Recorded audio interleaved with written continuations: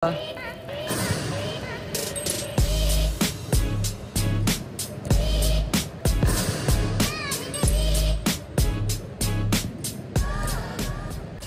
pertama, sediakan 6 kun sama saiz. Susunkan kun tersebut dalam satu barisan selari. Satu barisan mempunyai 3 kun.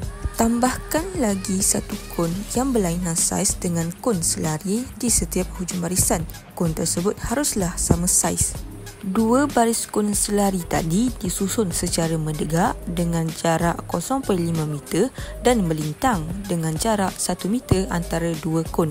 Tandakan hujung kun tersebut dengan pita pelikat.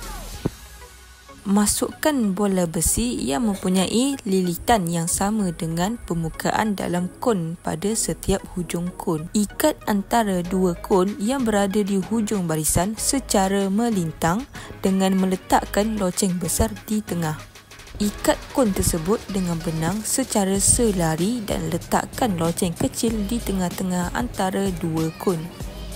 Tampalkan pita pelekat pada ikatan agar lebih selamat dan kemas. Sen bola siap untuk digunakan.